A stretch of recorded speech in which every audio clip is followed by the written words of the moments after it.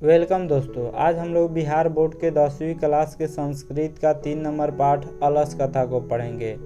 तृतीय पाठ अलस कथा। अलस कथा का अर्थ होता है आलसी की कहानी।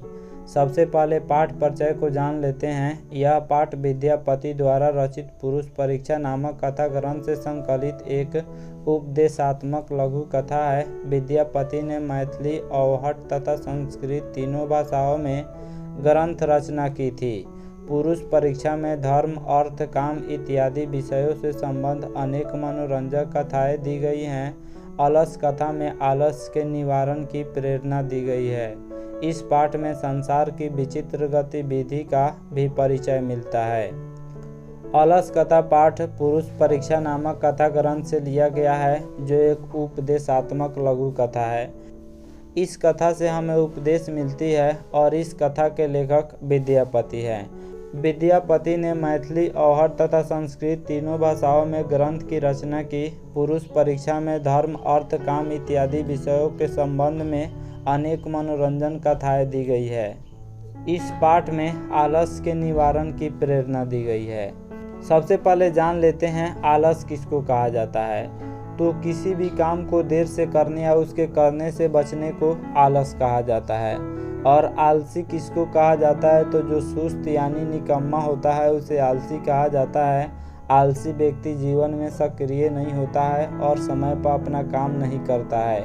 इस स्वभाव के लोग काम से बचने के बहाने ढूंढते हैं या फिर अपना काम दूसरों से करवाते हैं। इसी प्रकार के हम लोग 4 आलसी पुरुष की कहानी इस पाठ में पढ़ने वाले हैं। चलिए शुरू करते हैं पाठ को।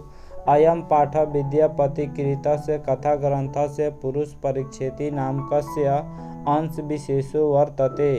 पुरुष परीक्षा सरल संस्कृत भाषायां कथा रूपेण विभिन्ना मानव गुणानां महत्वं वर्णयति, दोषानां च निराकरणाय शिक्षां ददाति। इसका हिंदी अर्थ होगा, यह पाठ विद्यापति रचित कथा ग्रंथ पुरुष परीक्षा नामक ग्रंथ का अंश विशेष है। पुरुष परीक्षा कथा ग्रंथ में मानवीय गुणों पर प्रकाश डाला गया है और दोषों को दूर करने की शिक्षा दी गई है। अलस कथा पाठ को विद्यापति के द्वारा लिखा गया है। विद्यापति एक प्रसिद्ध मैथिली कवि है। इनको मैथिली, अवहट और संस्कृत तीनों भाषा में महारत हासिल था। तीनों भाषा का नॉलेज था इनके पास।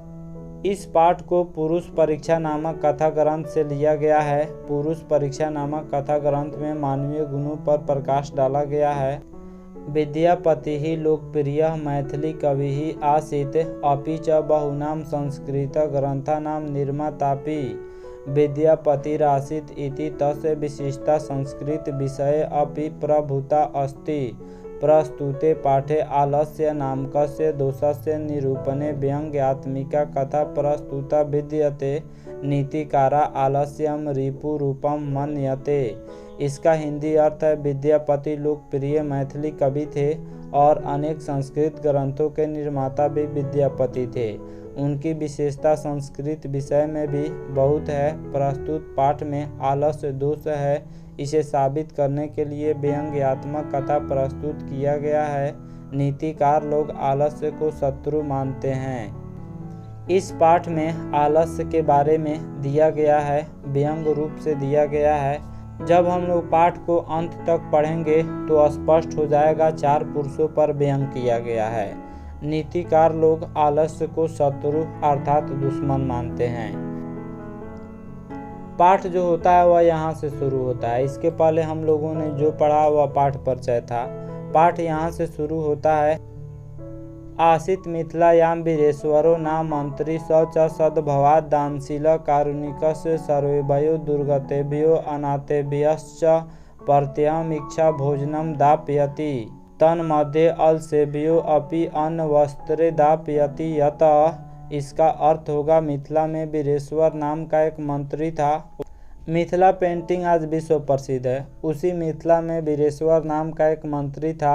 वह स्वभाव से दानी और दयावान था। वह संकटग्रस्तों तथा अनाथ लोगों को प्रतिदिन इच्छा भर भोजन देता था।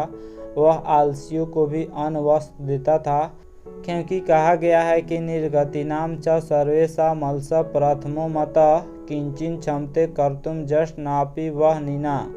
इस श्लोक का अर्थ होगा, दुखी मनुष्यों में पहला स्थान आलसियों का होता है। इनका मुख्य सिद्धांत भूखे रहना अच्छा है लेकिन कोई काम नहीं करना है।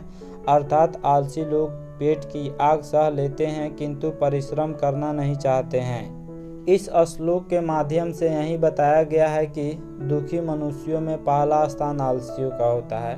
अर्थात आलसी लोग दुखी रहते हैं क्योंकि वह पेट की आग सह लेते हैं, वह भूख सह लेते हैं लेकिन किसी प्रकार का स्ट्रगल नहीं करना चाहते हैं, किसी प्रकार का परिश्रम नहीं करना चाहते हैं।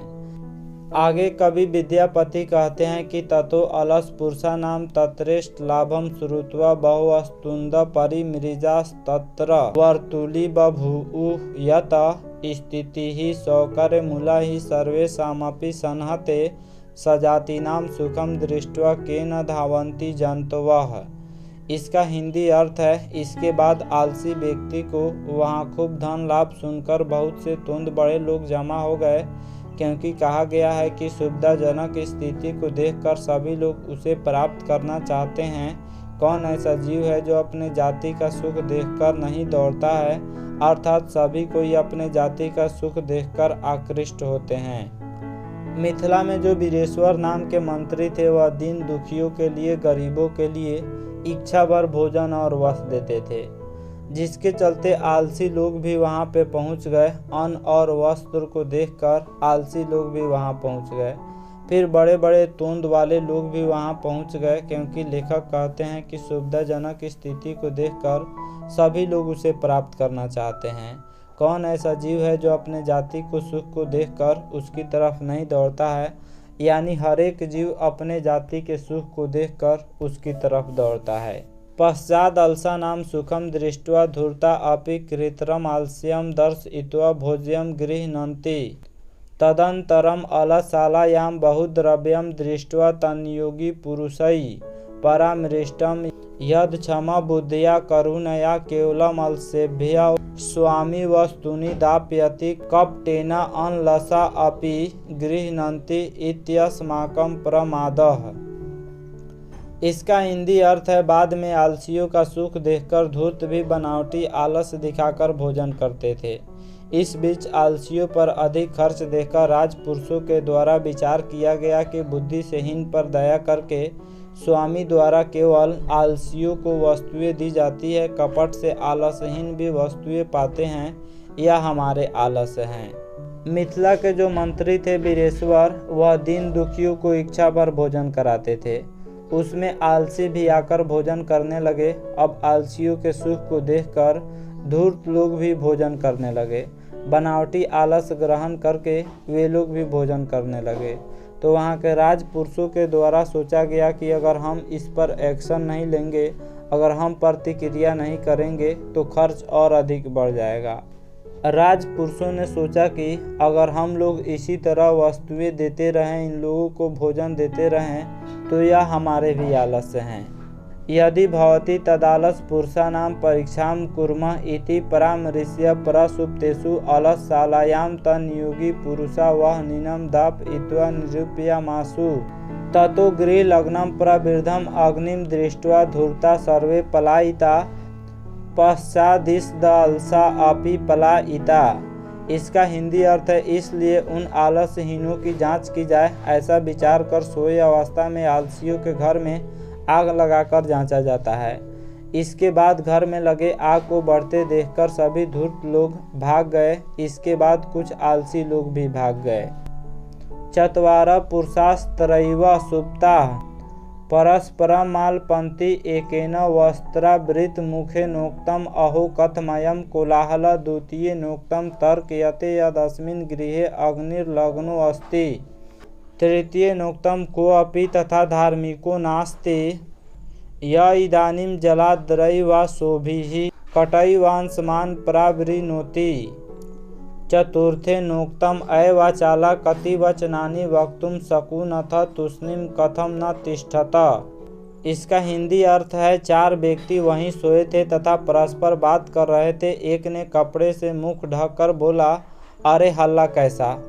दूसरे ने कहा लगता है कि इस घर में आग लग गई है। तीसरे ने कहा कोई भी ऐसा धार्मिक नहीं है जो इस समय पानी से भीगे वस्त्रों से या चटाई से हम लोगों को ढक दे। चौथे ने कहा अरे बकबक करने वालों, कितनी बातें करते हो, चुपचाप क्यों नहीं रहते हो।